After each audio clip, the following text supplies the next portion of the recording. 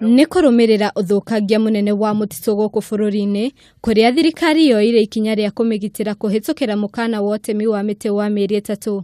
Mukaana ucio ugacoka kongererwo mieri ingi 6 kutigirira ni twagacirithia maria maturigiceirie.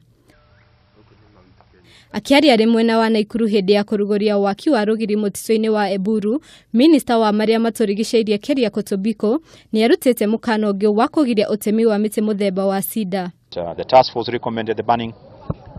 The chairman of KFS has repeated it. We have now, as required by the law, received the scientific opinion from KEFRI, and all of us agree that cedar has to be banned, and the processes towards that are on high gear. Tobiko ni ugite ikinya riri ni rigutigirira muti muthemba wa cedar ndunahuka, akiuga ni ukoretwo hatikaini ya kuhuka.